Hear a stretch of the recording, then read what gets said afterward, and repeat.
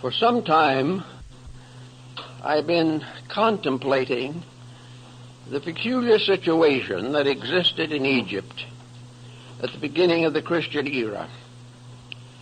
The city of Alexandria had become the great center of learning for the entire Western civilization. Alexandria had been founded at the time of Alexander the Great and was under the domination of the Greek pharaohs, the Ptolemies. And this domination continued until the death of Cleopatra, and then Rome took over. But the tremendous interest in Alexandria developed around the almost incomparable amassment of knowledge that was assembled there. Practically every field of human research was developed, unfolded, and progressed within the Alexandrian atmosphere. Alexandria was a city on the caravan routes. East and West mingled there. The Oriental doctrines and the Greco-Latin doctrines mingled together in a very strange confusion. After the rise of Christianity, both the Christian faith and Judaism had strong holdings in Alexandria. And it is safe to say that the composite there was made up of at least a dozen or 20 of the great religions and philosophies of antiquity. It was an amazing and unique center of learning. There was one other important factor in the Alexandrian complex, and that was the great structure of libraries. The Alexandrian libraries were the most famous in antiquity and probably the largest ever assembled in ancient times. The Serapeum and the Brachium contained together over 1 million manuscripts, tablets, and papyri containing the wisdom of the ancient world. When these libraries were ruthlessly destroyed, humanity was deprived of perhaps more knowledge than we will ever realize or appreciate. The destruction of these libraries also closed off our knowledge of the source of Alexandrian wisdom. It is quite possible that many ideas, beliefs, and doctrines which we now believe were invented in Alexandria were actually derived from the great research libraries, and therefore had a solid substance, but the substance has vanished and only legends and fables remain.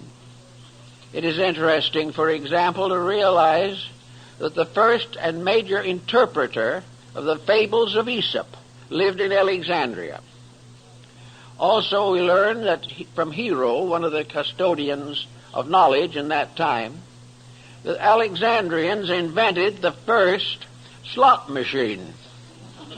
They did not spread out candies, bars, or cigarettes. Believe it or not, by putting a coin in a small slot, you received a sprinkle of holy water. But our modern slot machine is based upon the Alexandrian model. Everywhere we find them, in herbalism, in medicine, in philosophy, in art, literature, poetry, these mysterious people that occupied this great Egyptian area were almost universally learned.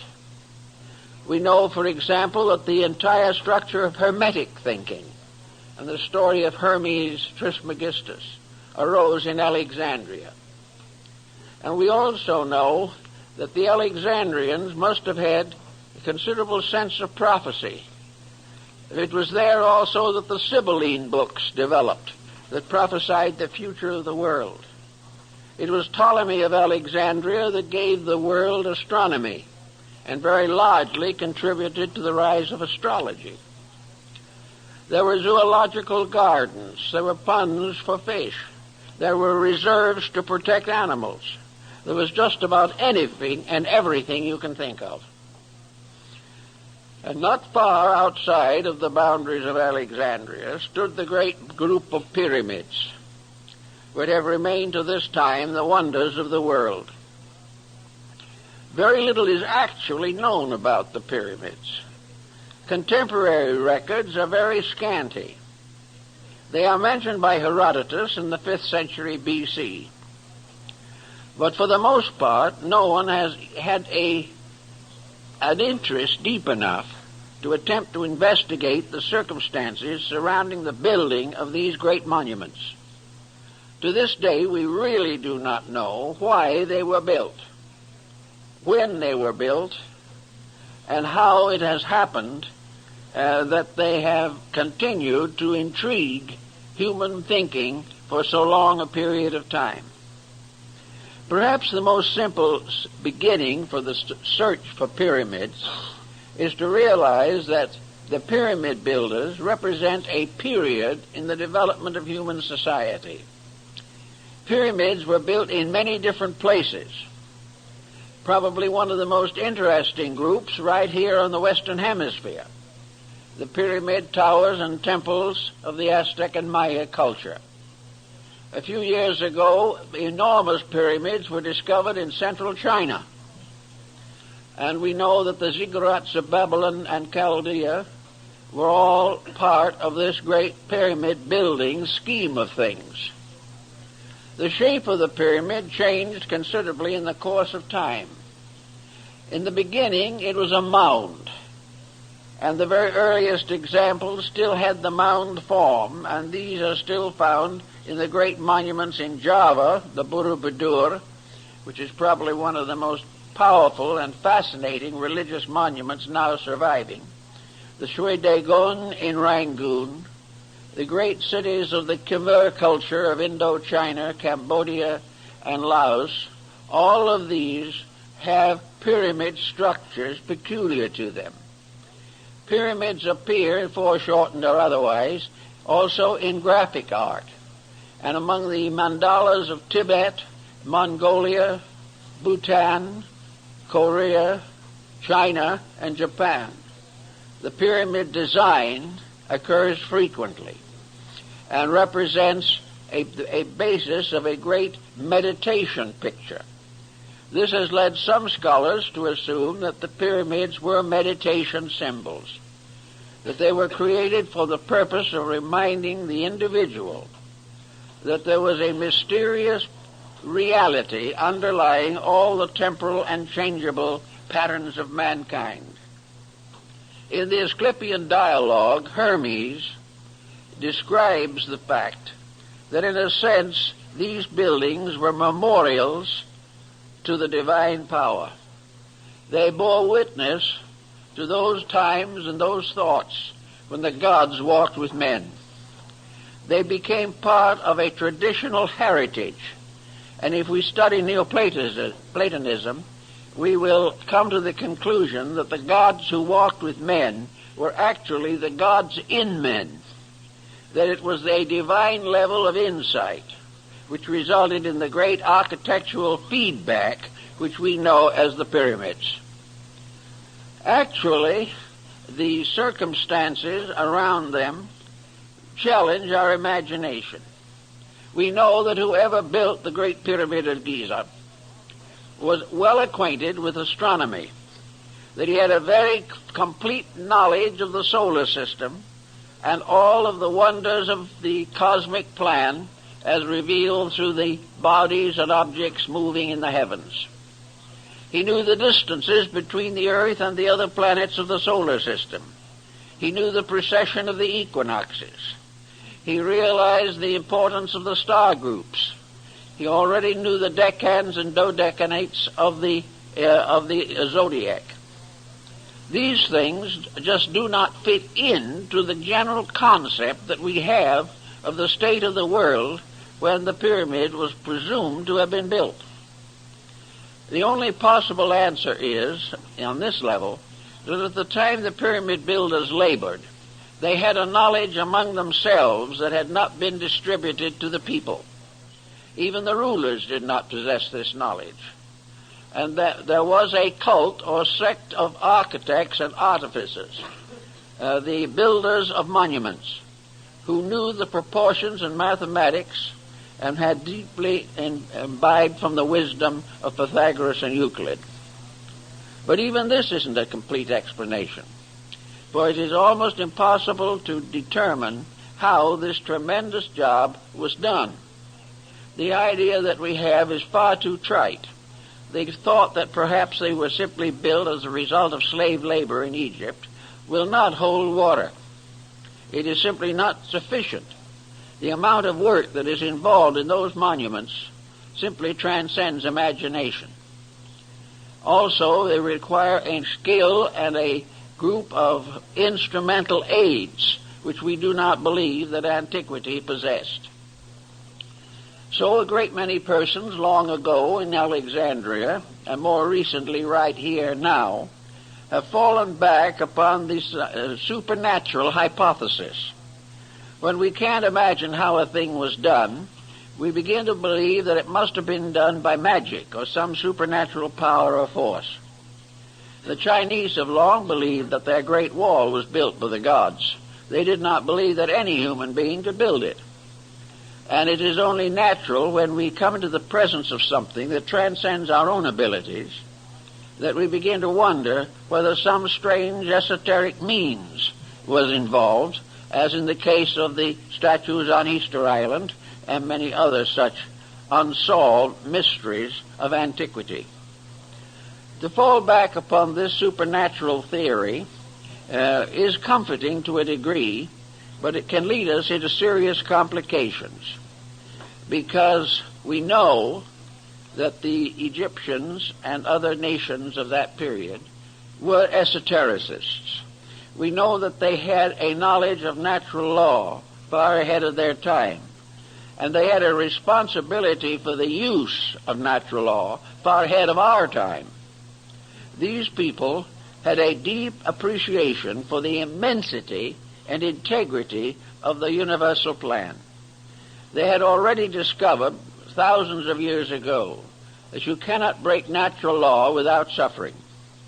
They had never developed that strange type of egotism which impels us often to assume that God is depending upon us to take care of his purposes and plans. They did not think this. They realized or believed that they were the servants of an infinite reality. Now, in the development of Neo-Alexandrian mysticism, we have an interesting point that is brought out by Plotinus and Proclus, namely that mysticism, which is an internalization of faculties and which releases certain esoteric forces within the person, very often, in fact almost always, also gives rise to a less fortunate situation, and that is psychic phenomena. The mystic is more inclined than anyone else to believe in the psychic factors of life. And because these are inconstant, and because most of them arise within the imagination of individuals, psychism leads to difficulties, even while mysticism leads to spiritual attainment. They are not the same thing.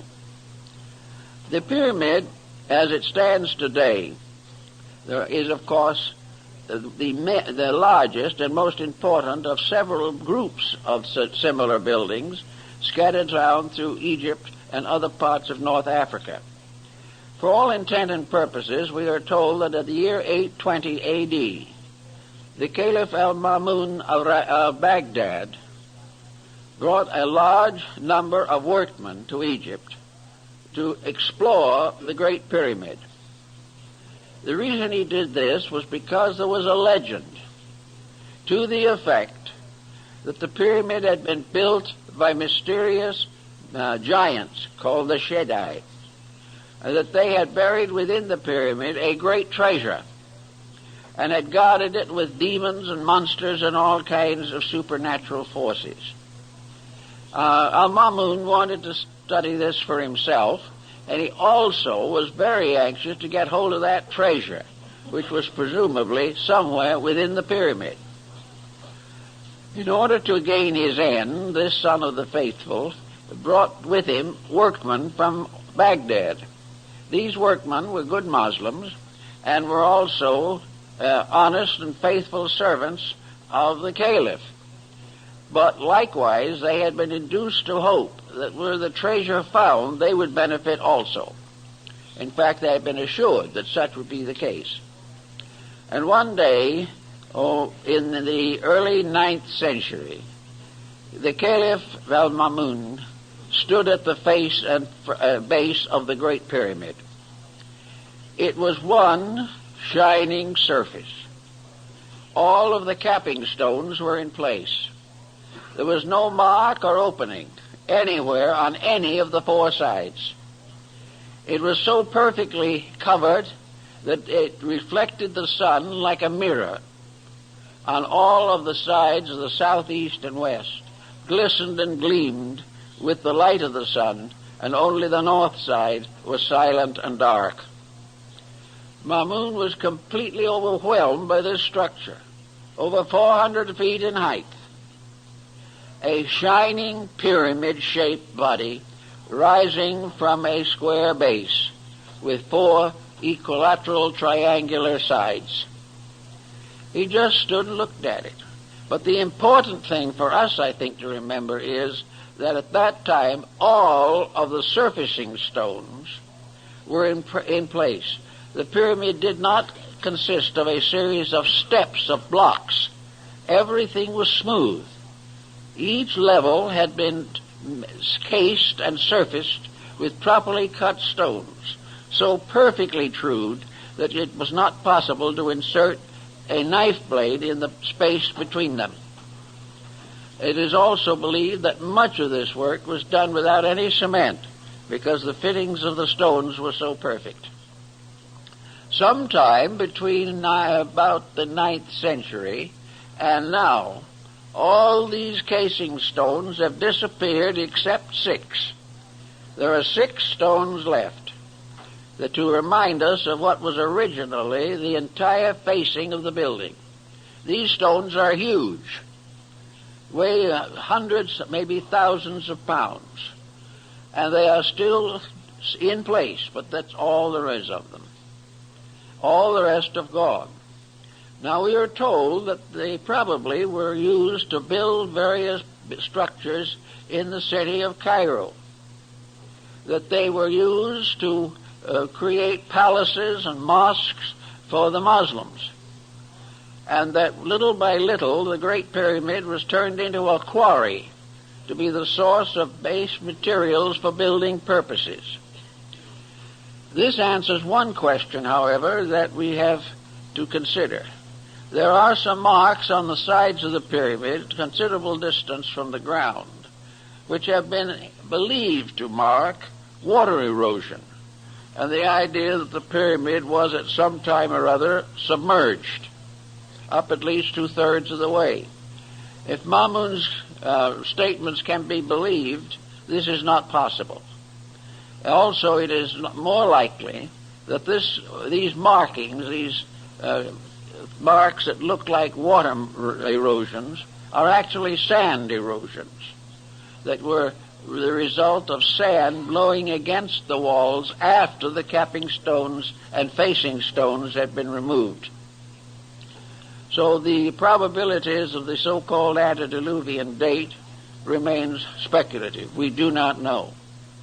One thing is probably inevitable, that whoever built the pyramid had a very great knowledge and presumably was wiser than most of the peoples in the world today.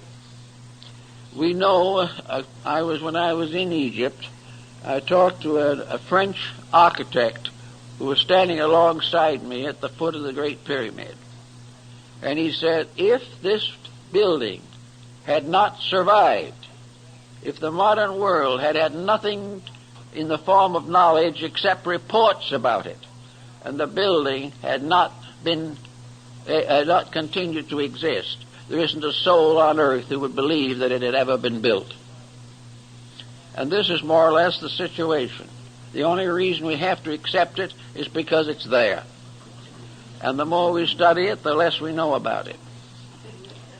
Now, the modern researchers have found in the pressure spaces above the king's chamber some markings which are assumed to be part of the inscription of the pharaoh Cheops, that this cartouche of Cheops.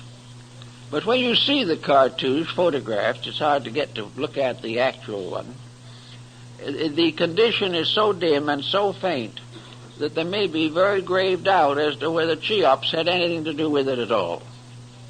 In the first place, a proud pharaoh wishing to mark a building as a proof of his own skills would not have placed those inscriptions in a position where they could never be read, never could be seen, and in the process of completing the building were most of them mutilated or completely obliterated. Therefore, it is not at all likely that the proud pharaoh put something in those chambers that could not be found for thousands of years, and then only by accident. Most of the Egyptian monuments are clearly marked with the cartouches of their originators. Some of them also have taken off an earlier cartouche and put their own in its place, the cartouche being an oval lozenger containing the name of the pharaoh. So the Cheops theory is pretty weak, although it is still clung to for lack of a better one. And I think the real thing we have to go into in studying this is to find out, if we can, what the actual meaning of the building is, why it was put where it is, why other buildings and the Sphinx are in the same and particular relationship to each other. Some of the more thoughtful progressives have come to the possible conclusion that the Great Pyramid was part of a great calendar system, that by means of it, it was possible to calculate most of the important phenomena of astronomy. The ancients did not have telescopes as we know them, but they did have ways of calculating mathematically the various positions of planets and the precession of the equinoxes. And it's been suggested that the Great Pyramid and its immediate surrounding structures was a tremendous calendar structure, perhaps the oldest known to man. This is not unreasonable if we think about it. We know that one of the pyramids in Yucatan, in Chichen Itza, was an observatory, the parts of which still remain, and we know that it was an observatory. There are also other indications. The great ziggurats of Babylonia and Chaldea were towers for stargazing. They were where the ancient Chaldeans studied the heavens year after year, century after century, and according to Budge of the British Museum, many of these studies and calculations were carried on for 10 or 20,000 years. One thing that comes to mind then in connection with this whole situation is that we may have to revise our understanding of what antiquity was like. Perhaps we cannot assume that we have gradually arisen from a completely barbarian state, and that in a few thousand years behind our present culture there was nothing but a colossal ignorance. This concept will not hold. Somewhere along the way there were tremendous minds, a great body of knowledge that was capable of planning and executing unbelievable works of skill, beauty, and wisdom. The Egyptians themselves were of the opinion that at a remote time the gods had been with men, that deities and divine powers walked the earth, Now, this again may be regarded as symbolical.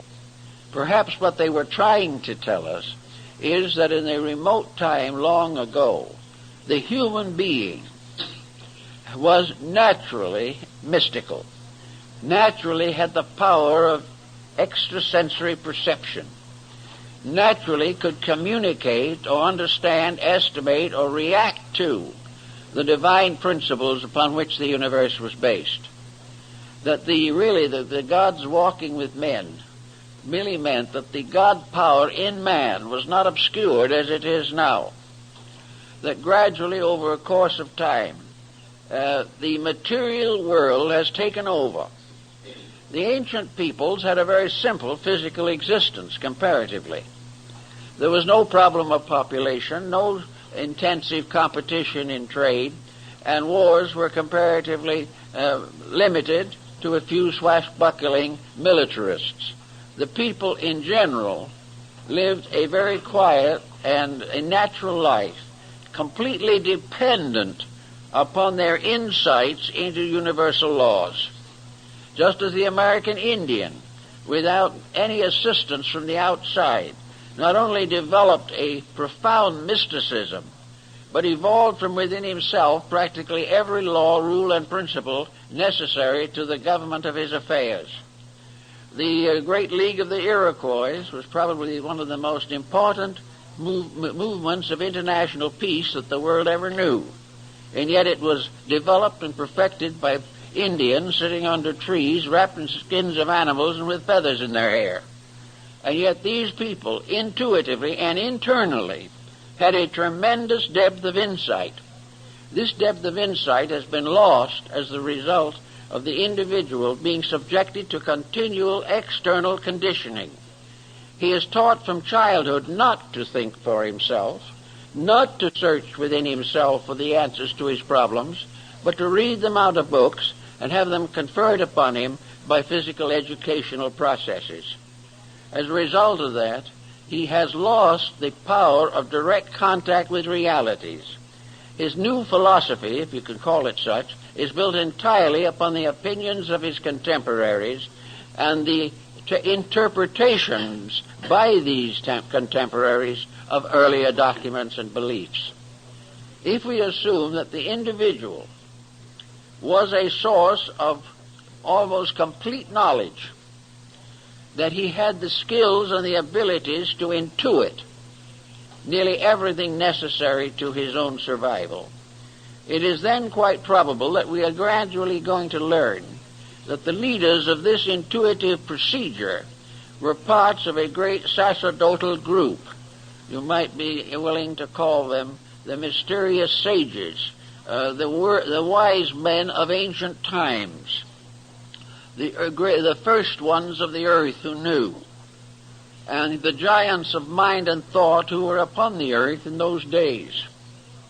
In any event, however, there was undoubtedly a tradition that descended into Egypt from a still earlier source, a tradition based upon an internal development of spiritual resources, a development which went back perhaps to India or to one of the ancient civilizations that have now vanished away.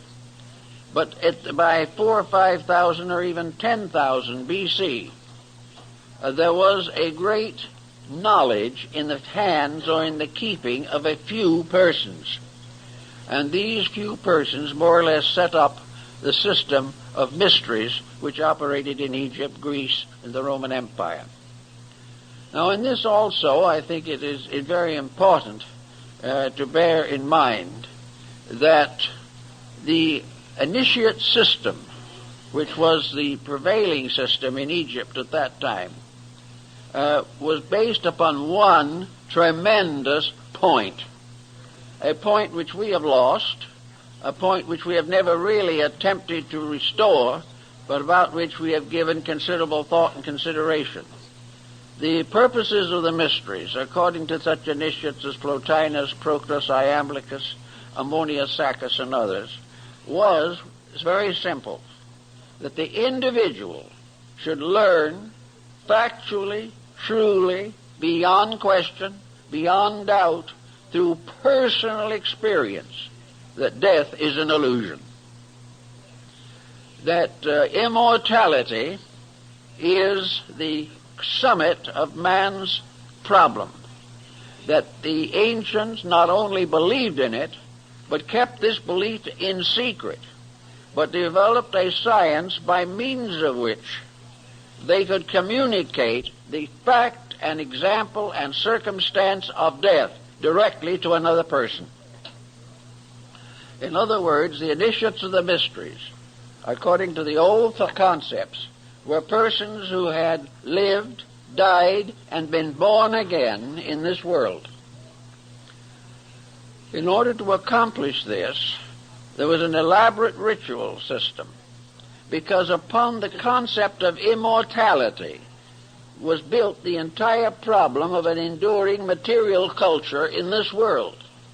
If immortality was demonstrable, beyond question, not the result of communication, not because certain famous person had believed it, not because we wanted to believe it, or because it was written in sacred books, or anything of that nature, but because the individual who believed it had died, passed through the experience, and come back to life. This was the burden of the mystery system, was to prove conclusively that death was not the end of anything. Cicero marks this in his discussion of his relationships with life. Marcus Aurelius refers to it. But he refers to it, as they all did, as something known, not something believed. Something that could not be denied because it had been an actual experience in the life of the believer. Thus, in the mystery system, in the Egyptian, which we are interested in the moment particularly, the Book of the Dead, which is a misnomer, part of the same type of misnomer that afflicts us in many other ways. The Book of the Dead, so-called, the Egyptian name for which was not the Book of the Dead, but the Book of the Coming Forth by Day and of the Opening of the Mouth. This was the famous name in ancient times for such great papyri as are in the Museum of the British Museum, of the Papyrus of Ani and the Papyrus of Hanufa.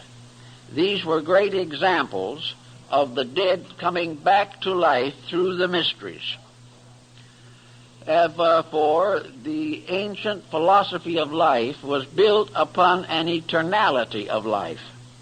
It was built upon the fact that the individual was for everlastingness, that he would go on. There was no end to him.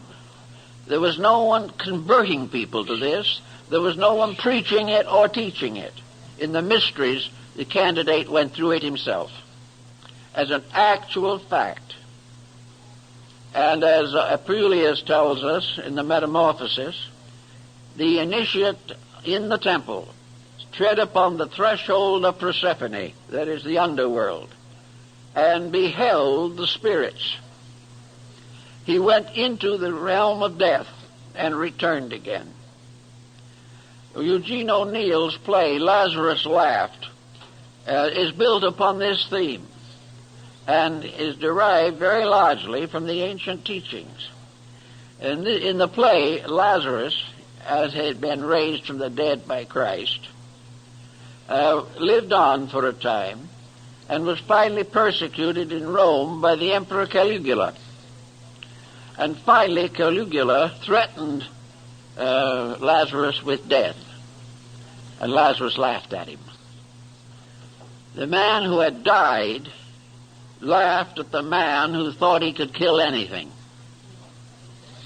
And this was the burden of the mystery, that the individual who knew, not because he could believe or have faith, but because through the rites, ceremonies, and esoteric practices of the temple, he lived through it and came through alive, and came out of darkness into light, knew as a certainty beyond question that there was no death.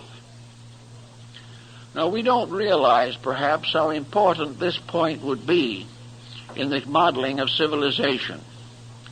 We do not realize how oppressive the concept of death is, and how the punishments of the dead in the theological systems, how they may torture or terrify the person. The main point was to establish the reality of survival and its associate belief, the consciousness or concept of rebirth. Rebirth was simply immortality, spaced out. It was a part of the everlasting, ever-livingness of everything that exists.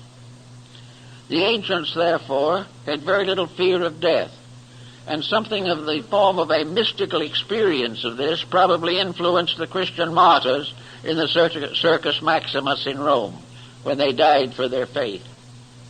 There was something about it all that transformed a life of fear into a life of certainty. It also removed the dynamic importance of material existence and represented it in this world as merely the antechamber to eternity itself. Now, Hermes and several of the others, and people of the Alexandrian period, like to consider the Great Pyramid as the tomb of Hermes. It is so referred to by the Neoplatonic Alexandrian mystics, who had quite a good insight into this particular problem. It was not a tomb for a dead pharaoh. It was a symbol of the gateway to the other world and the way to return to it again. This initiation rite was undoubtedly sustained by the use of esoteric skills and powers that we know very little about at the present time. But it was believed that it was the tomb of wisdom, the house of the hidden places, the mysterious structure, which in a sense was a monument to eternity, standing upon the earth, pointing upward with a continuing point, so that everything below verged toward the top. And it was like a finger reaching up into immortality. The word pyramid itself is derived from pyr, meaning fire. Therefore, the building was flame-shaped. And in the times when the stones were all in place, it glistened like a glowing flame with its mysterious point upward. Also, it was a marker. In the Bible, it is probably the monument that was set up in Egypt, according to the Old Testament. In any event, the Neoplatonists and those of that period thought of it, likened it to a house of the second birth, the house where the individual who was born first into this world learned the mystery of it. And I believe it was Porphyry, may have been Plotinus, who said on one occasion that in human life, birth physically was the human being coming out of the womb into a body, and that this body itself became the womb of the second birth.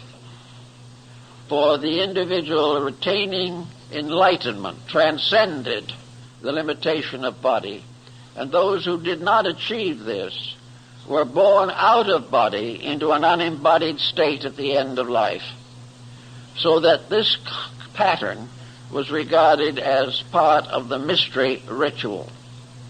Another interesting example of this particular type of thought is to be found in judo in Japan.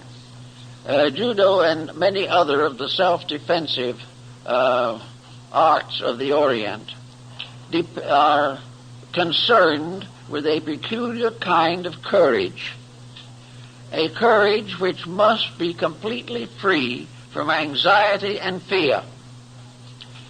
If the fear exists, the individual is weakened by the rise of a terror within himself, and therefore usually comes to disaster in his own day and in his own way.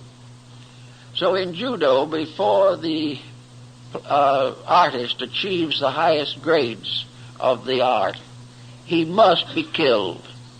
His teacher kills him. His teacher performs certain structural pressures upon the body that stop the heart. And the heart is allowed to be stopped for a certain number of seconds, or early 1 or 2 minutes. Then the master resuscitates the disciple by pressure upon other parts of the body, according to the higher grades of judo. And in this case, the person who has been killed lives again, remembers and knows what happened to him, and realizes that his fear of death was ungrounded, that the fear of transition, which might make him a coward in this world, was simply an illusion of his own mind, that actually transition was just as normal, natural, and reasonable as any other aspect of life, and that there was no interruption. The individual never ceased to be an immortal being, whether in body or out of it. Now, the Egyptians apparently built on this very, very strongly. So did the Hindus. They felt or realized the tremendous significance of this realization that there was no termination, that there was no end, that the labors of a life were never lost, and that the achievements of a life were forever necessary, that the individual who had an idea that his virtues might go to oblivion with him was wrong, and the one who believed that his vices would go to oblivion with him, he also is wrong. There is an interruption of place, but not of state. There is an interruption in the sequence of relationships between the individual and the material body, but no interruption in the continuity of the life within that body. Thus, materialism, which has become more or less prevalent in our time, can be held responsible for a very large amount of the unfortunate pressure that bothers us today. Materialism sustains crime, helps to build a constant fear, makes the individual highly materialistic because he knows no other outlet, helps to build a constant fear, makes the individual highly materialistic because he knows no other outlet, and little by little the world comes to be afraid of life, afraid of the existence of which, in which it passes its days here in the world.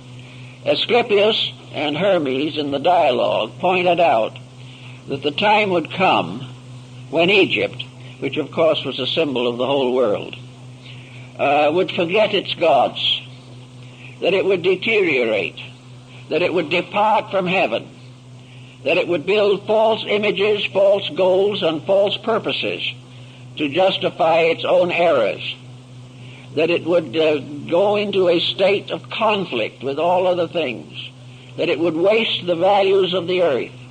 He points out definitely that the earth would be impoverished, the soil would be impoverished, that the humanity living would have no conception of its responsibilities, but would live for pleasure and profit alone. And as this happened, gradually the planet would become a desert, that everything that was useful would no longer be able to function or manifest itself. But that in spite of this, that something inside of the human being could not die. This eternal life that was recognized in the great mystery system went on. And also in the course of time, the life within the individual would revolt against the misconduct of his mind, emotions, and body. And when the great tragedy revealed itself to be the result of human selfishness, cupidity, and ignorance, the humanity would then go back to the gods, go back to the divine principle within himself, and create a new world emerging out of his own repentance, out of his own realization of his mistake, out of his own fear, perhaps, of the final destruction of himself and everything that exists. But nothing will be destroyed. It is all part of the illusion. It is an illusion which continues until the human being makes peace with universal law. When the human being accepts the governorship of the great values of life, he is then no longer subject to the infirmities of the flesh. If you look at the various sacred buildings of the world, you will notice that nearly all of them are symbols of aspiration and ascent. And for this, we have to go back to the very primitive form of astronomy. The ancient astronomy divided existence into three levels, the lowest being the planes of elements, the second level being the planes of planets, and the third and higher level, the plane of the zodiac or the fixed stars. The universe had three great steps, ascending, and the life of man consisted first of a descent, as in the story of the death of Tammuz in Babylonia, and finally out of the grave of materiality, a resurrection, a regeneration, and ascent up a ladder, Jacob's ladder, or the ladder of Muhammad, to ascend, as in the vision of St. John on Patmos, to the heavenly world that lay above the zodiac. This concept was a sort of skeleton upon which all of the philosophies of ancient times were built. And the simplest way of presenting this situation was by the mound, or the pyramid, which incidentally could be a tomb, because it would then become a witness to the fact that the being in the tomb was not really dead. The tomb became then a symbol of belief in the resurrection. It was a monument to prove that it was over the body only, and that the soul, mind, and spirit had ascended into a better world. This ascent was represented in India by the use of a cube and a pyramid. The pyramid was placed on the cube to represent the union of the material quaternary and the spiritual triad. It was an ascending problem. All through the present Buddhist world, graves are in the form of little stupas or pagodas with 5 levels to represent the ascent of life, and the headstone became a ladder to lead to the higher worlds and to bear witness to the fact that the person buried there knew his own immortality and would go on to freedom and liberation. The enlightened person was always represented by a grave marker, which was the symbol of immortality and not the symbol of death. In Cambodia and in many buildings, this particular concept was created by means of a cube and a sphere. And spheres were also placed in the Great Pyramid and have been found there. Small articles to represent levels or planes, to level truly the levels of stones. A small sphere was placed upon them. If it did not roll off, the stones were true. This sphere became a dome rising from a quaternary. And this dome itself became the symbol, as far as we are concerned, of the invisible causal nature which surmounts and overwhelms and dominates the material body. Therefore, a building with a dome is a symbol of the recognition of the power of the divine over the natural life of the individual. The body below was a cube, square, or a building of cubical structure. The dome was the symbol of the overshadowing of divinity. The overshadowing, the recognition that heaven moves like a great dome forever over the surface of the earth. The earth was the cube, the dome was the heaven moving above it. And the dome gradually became the minaret, it became the steeple of the church, it became the dome of the Capitol building in Washington, the dome of the Vatican, and mysterious domes on the Muslim mosques, and the mysterious pyramid forms that we find in some Protestant churches, as in the case of the Westminster Abbey, which has the pyramid over the central entrance. All of these together represent the survival of a language that had to do with the human realization of his own nature. The pyramid stood upon the earth. It represented a flame ascending. It was a radiant structure that had been built in ancient times, but it was always pointing upward. It was always impelling the individual to follow an ascending line and look up to the stars. At various seasons of the year, by looking up, the beholder gazed upon the constellations, the figures, and the mysterious language written upon the wall of heaven. Gaffarel, who was the secretary of Cardinal Richelieu, wrote a book in which he showed that the star groups were in the form of consonant letters of the Chaldaic alphabet that later became the ancient Hebrew.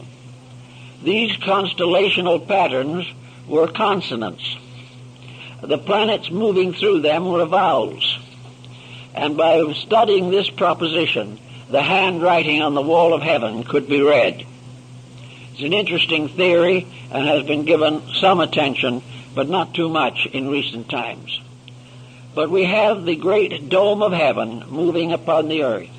We also have the pyramid as the house of a mysterious elevation, the four square of the base, from which rises the pyramidal form, consisting of 4 triangles, each with 3 sides, which make 12 lines or 12 angles, which represent the zodiac. The building was oriented to the 11th decimal point and was probably perfect at one time, but there is damage to one wall of it as a result of an earthquake. I never was quite strong enough and physical enough to climb the outside of the pyramid. Very few people are. It is really an arduous job. You have to have about 4 daggermen or natives to help you.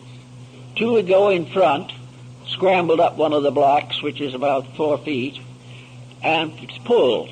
The other 2 are behind and push, and you are gradually elevated level by level over the hundreds of levels that lead to the top. This is a little too much for the average person, especially in the desert where the temperature is apt to be well over 100. But I did go through all of the interior rooms, the king's chamber and the queen's chamber, and as far as we could get in the grand passageways leading downward. One thing was very evident, and has been discovered, and that is that the inside of the pyramid, the temperature, is the mean temperature of the earth. For the average person, it is colder than Christmas. It is a constant chill, and it is a dead chill. There is no modifying circumstance. And many persons who come out of the pyramid into the heat of the sun have very serious colds and occasionally pneumonia. But this peculiar deadness inside was probably put there or achieved for a purpose. It was probably in this deadness that the transcendent or suspension of life in the ceremony of the coming forth by day was performed. The individual was in the tomb. He was attended by the priests. He was dead. And like the prodigal son, whose father said, "My son was dead, but he is alive again," humanity was the prodigal son. There were 2 ways of growing in this world. One was to grow slowly by cause and effect and by the labors of living.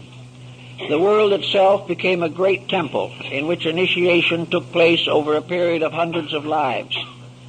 But to the ancients there was a wise man's way. And this wise man's way was to pass through by conscious intent and by purification the mystery of the whole cycle in one embodiment. Now one might say this would be the simple way. And I know a lot of metaphysicians at the present time who can hardly wait for that one embodiment that's going to do it all. But most of them have forgotten something. Namely, that this one embodiment means that everything accomplished in hundreds of lives must be accomplished in that one embodiment. It's not just a shortcut. It is a gathering up and intensifying the process of human regeneration. It means that the person must attain to a state by discipline, by dedication, and in accordance with universal law that qualifies him to receive this very important ritual. And after he has received the ritual, after he has had the experience, he is not released from responsibility, but brought into the presence of a greater responsibility.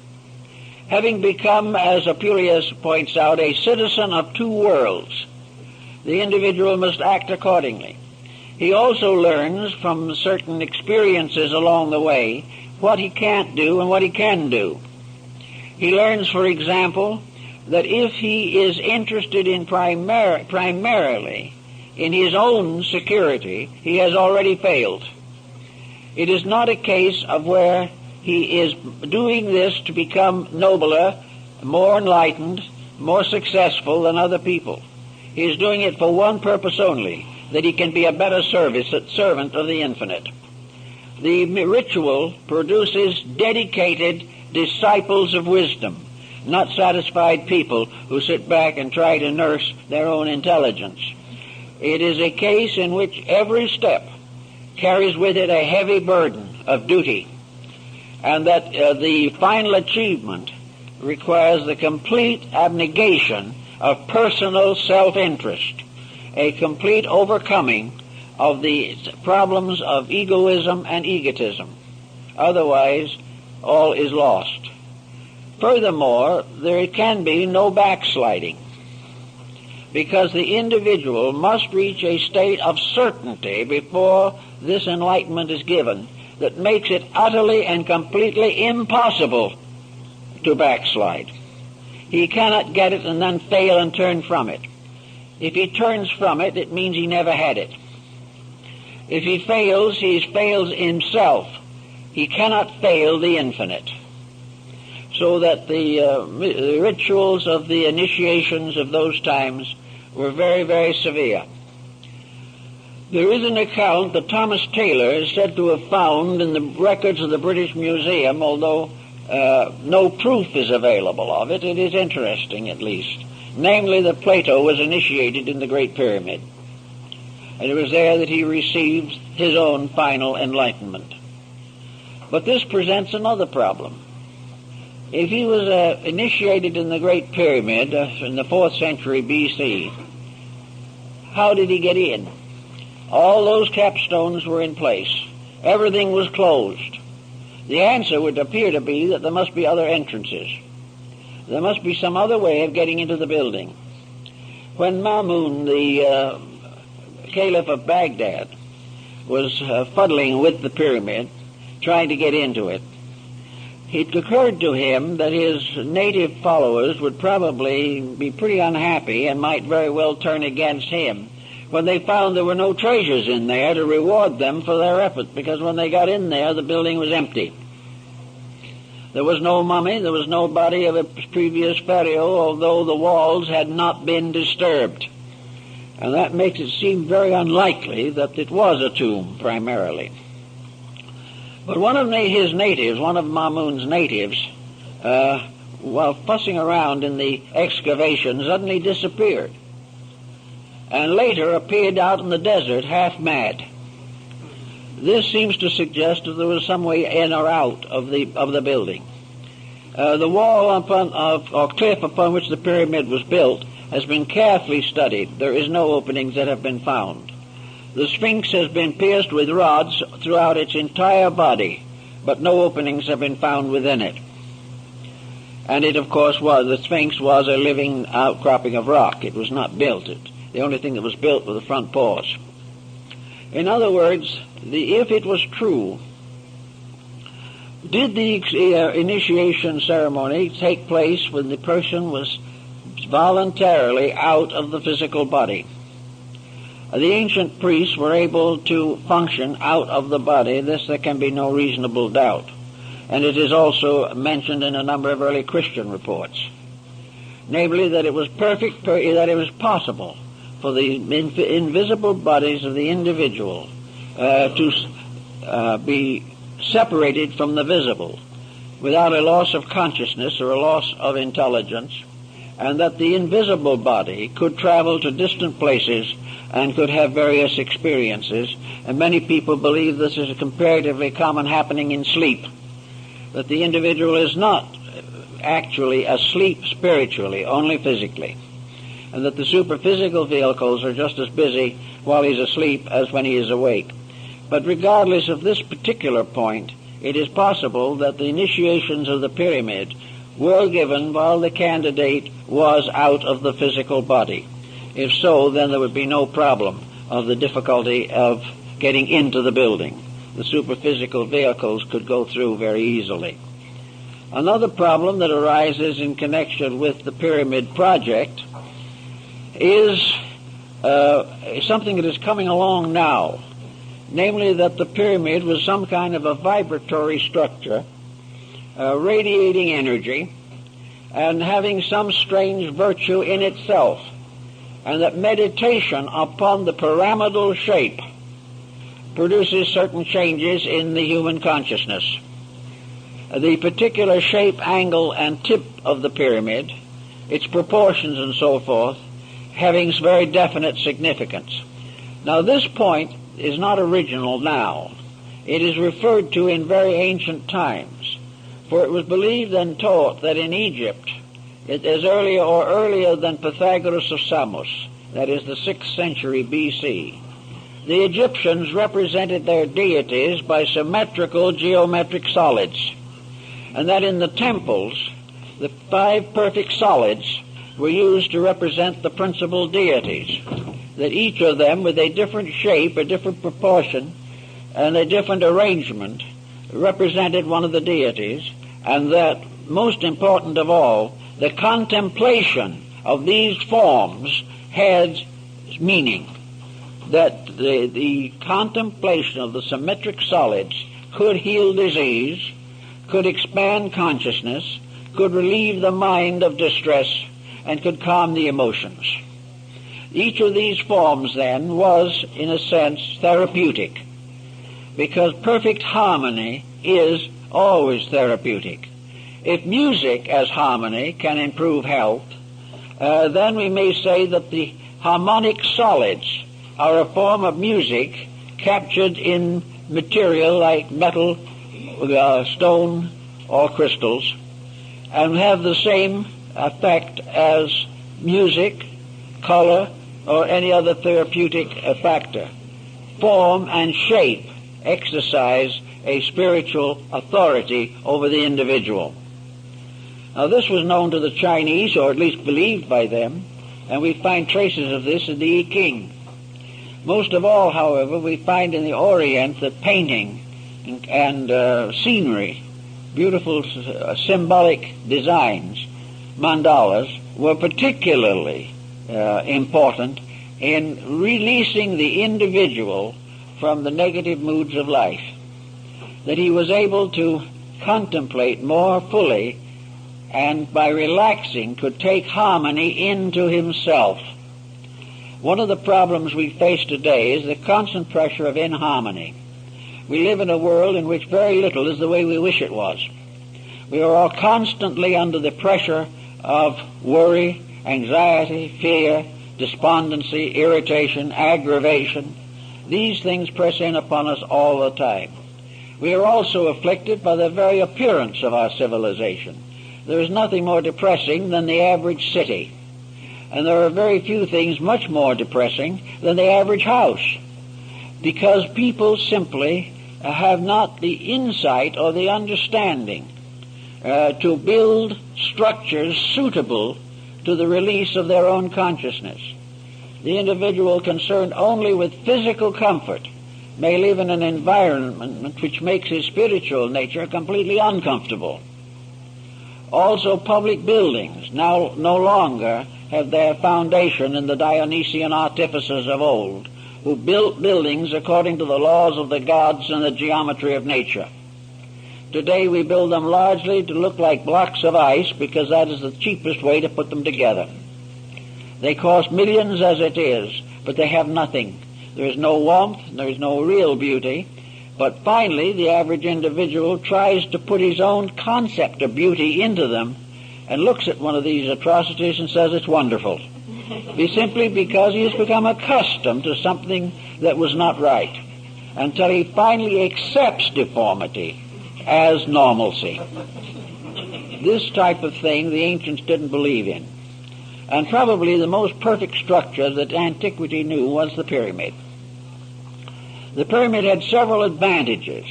First of all, it was simple. It had no details. It had no structural peculiarities that would distort or clutter up the fine mathematical proportion. It was a perfect example of geometry. It was in all its parts balanced, orderly, methodical. It was exactly what it appeared to be, and it was in all ways suitable for the sacred purpose for which it was intended. So this type of building had the simplicity of an almost archetypal reality. What most people do not realize is that ultimately the universe is very simple. It is man who complicates it. The universe is a simple process unfolding in its own way and has always been a direct unfoldment of principles. Man, however, has confused the issue completely.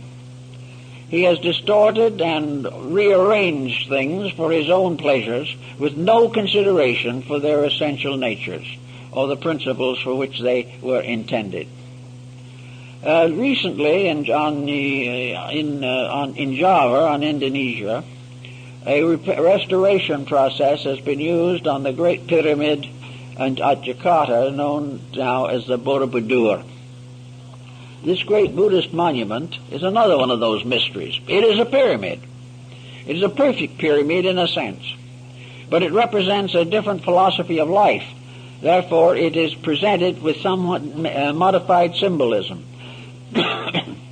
Up to about 25, 30 years ago, this great monument, which is probably one of the largest religious structures on earth, was gradually fading away. The rock from which it was composed was weathering out of existence. The lack of adequate foundation was undermining its stability, and suddenly the world decided something should be done about it. So UNESCO started a program for the restoration of the Borobudur. And the job has been very, very well done at expense of many millions of dollars. But this great religious monument now stands as it was originally intended to stand. It is a pyramid that rises up through 7 levels, much like the ziggurat of Babylon and Chaldea. The upper or apex part of the pyramid of the Borobudur was a pagoda-like stupa or a reliquary with 2 rooms in it, which was empty. The restoration of it has never been able to find anything for that empty room. The building builds up to a symbol and then ceases. And this is the same thing that happens in the pyramid. The capstone of the pyramid is missing. The sacred relic that was supposed to be in the capstone or head of the Borobudur is also missing. So that all these things represent a certain unfinishedness. And it reminds us, perhaps, that in natural law and in the reactions within our own natures, everything that belongs to the material world is unfinished. Existence, mortal existence, is an unfinished business. And it takes place in an unfinished world and challenges everything that lives here with the restrictions of an unfinished realization of truth. Everything is growing, but nothing has completed its growth. Everything is getting better, but nothing in the mortal world has finally achieved the state of being best. Everything we try to do, everything we try to work with, science particularly, should have a complete understanding of the mystery of the missing capstone, because science is worrying over it right at the moment, but on a different level of thought. Everything that science discovers leads somewhere, but when it just about gets to the point where it looks as though it might tell us a great truth, it fades away. All visible things, if you trace them upward to their highest conditions, disappear. All of the intellectual achievements of the individual or of the great system of learning, this ascends from one level of genius to another, but the supreme genius has never been reached. The supreme answer to the problem of life has never been reached. All that we have for these particular conclusions is our own inward realization. So the formula is rather simple. We can build everything on the outside up to a point, but to complete it we must call entirely upon the inside. It is our own inner life that must perfect every structure that is formed in the material world. The answer to everything lies in ourselves.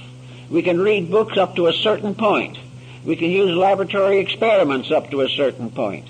But somewhere along the line, as the alchemists learned, and they studied from the Alexandrian savants, these alchemists learned that the final ingredient of the transmutation was man himself, the internal part of his own nature. His own soul had to transform base metals into gold. Each individual soul must perfect the structure of his life. Otherwise it will never be perfected. So to account for this, nearly every monument of importance in the world either has the top part missing or a bad scar in it, something imperfect, something that represents a flaw in the original purpose, because the completion of it must always depend upon the consciousness of the person beholding it. Otherwise, the secret cannot be perfected. Another interesting aspect of the pyramid problem has to do with the pattern of the Egyptian temple system. I think there's a good probability that somewhere there was some form of contact between the pyramid and one of the other temples of Egypt. This may have been, however, intentionally closed off at some time. This presents us with a very curious circumstance. The king's chamber in the pyramid, hidden within 200 feet of masonry in all directions, was originally ventilated. 2 air shafts went from the king's chamber in an upright diagonal motion to the surface of the pyramid. But when the capping stones and the casing stones were put in place, those air chambers, those air passageways were sealed off. In other words, they come to the surface but are now covered, or were covered originally, by the casing stones. There was no aperture. They were not ventilated, but they were originally intended for ventilation. The answer seems to be, therefore, that something in there had to be alive and had to have air, although there is no clue to what it might have been. Of course, the present openings have nothing to do with the ancient design of the pyramid. Why, for instance, would it be called the tomb of Hermes? What and who was Hermes? Hermes was the Greek form of the deity Mercury, and the Egyptian form of Mercury and Hermes was Thoth, the god of the writing tablet. Hermes was a symbol of the universal mind, because it was said of him in his own day, whenever that was, because he is probably also a symbol invented by the Alexandrian esotericists. He is not known prior to the rise of Alexandria. What was that he was the author of 10,000 books, and some of the old stories tell us that he was the author of every book that was ever written in the world. Well, the implication is pretty obvious, namely that he has to represent the power of mind, which is the author of all things. Therefore, Hermes is universal mind. He is the universal mind that may have been symbolically buried in the Great Pyramid, which is supposed to have been his tomb. Not a pharaoh, but the universal mind itself, which in turn might point out the idea of a universal symbolism, that the secret of the mind was built into the structure of the pyramid. And therefore the investigation of the pyramid could ultimately lead to the discovery of the nature of mind. In any event, however, Hermes, as the author of all the books in the world, became, in a sense at least, the symbol of the great esoteric schools. He became the scribe of the gods, the interpreter of heaven. He attended the psychostasia, or the weighing of the soul of the dead, in the great Egyptian mortuary papyri and paintings. And Budge and also Breasted of Chicago were perfectly aware that the Book of the Dead was a symbolic document, and that the symbolism of the death and resurrection of the soul in that book was based upon the rituals of the mysteries. Here we have a parallel, therefore, that we have to consider, namely that in the old papyri, the tomb of the deceased person was nearly always portrayed as a pyramid. It was a pyramid upon a square base, and the opening of the base was in the bottom, not on the pyramid top, in the square base. Therefore, the implication could be that there was an opening in the pyramid below the level of its foundation. But in any event, this ritual was the story of the soul's journey into the afterlife, and was a very complicated story in the Egyptian mythology. But it all was condensed into a fraction of its original length in a ritual performed by the Egyptian priests. Breasted told me that he was perfectly aware that it was a ritual when he translated these papyri. And this ritual was the ritual of coming forth by day. Those who die the ordinary death go forth by night, according to the Egyptians, and they wander in a kind of darkness, of uncertainty. They wander through a universe that is benign, wonderful, loving, but like an infant, they have no memory or no conscious thought of where they're going. So those of that type who just simply die as they have lived, asleep as to reality, who have never improved themselves by any conscious effort, these are the little ones. They're not evil. They're not doomed for perdition. Their mistakes will not prevent them from growing. But they are still unable to come forth by day, which means they cannot come forth consciously. They cannot come forth lighted by their own inner light. So they are the ones who must wait, or must go to the Amentet. The Amentet, or Elysian Fields, being the paradise of Egypt. The soul of the Egyptian who died went on into the other world and did what he did here. There is the story, of course, of the moneylender who died in Egypt in the old days. He was a good man. He was honest in his money lending. He never cheated anybody. He was very sincere, but he had no knowledge of anything but money lending. So when he died, they gave him a table and some small change and told him to keep right on going. So he kept on borrowing and money. As a ghost, he lent money to spirits who did not exist except in himself, and received interest on them and lived very happily, enjoying the life he was familiar with. And this he would continue to do until he was brought back into embodiment. And then gradually, little by little, he would outgrow it. But there was no force in it. There was no evil in it. There was nothing terrible that was going to happen to him. He was going to be very happy because he was a good man. Virtue rewards with happiness in the afterlife. It may not result in illumination, because the average person who passes on will not be happy with illumination. He will be happy only with the things that are familiar to him. The way of life he has always known is what will make him happy. But after the initiation rites have been performed, the individual comes forth by day. He realizes his place in the plan. He realizes what is next for him. He realizes that going into this larger life is an opportunity to correct all failings of his own thinking. They will come closer and closer to the eternal truths, which are the source of his ultimate union with deity. So by coming forth by day, he comes consciously into the afterlife, fully equipped to face its mysteries, fully equipped to adjust to its circumstances, and already able, at least dimly, to perceive the face of the great God that hides behind the veil.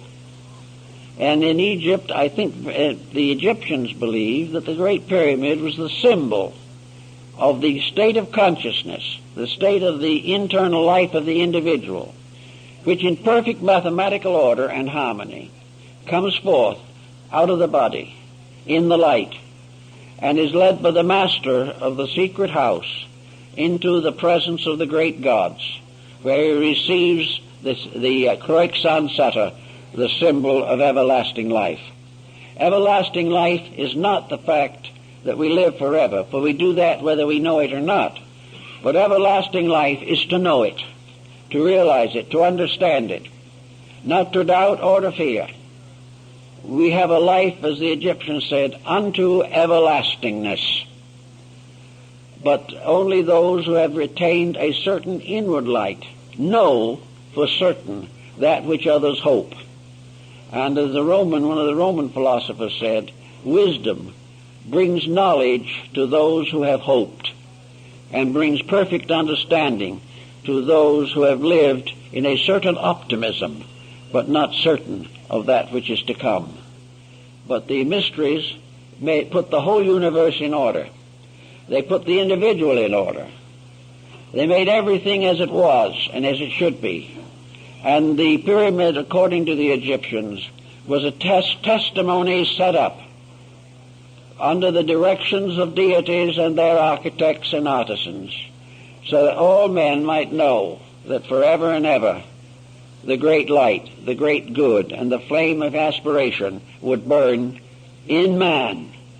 And if as long as it burns in man, it will burn in the world. But if it goes out in man, it goes out forever. So the wisdom of the ancients was to continually introduce and initiate the worthy into the real purpose of the plan, to help them to understand the great dignity of life, the great value and virtue of obedience to law, and that forever the pact between heaven and earth was sealed by the symbolism of the pyramid. This is what the Alexandrians worked out and thought about it, and I think it comes rather close to the facts of the matter. Well, I guess that's all for today.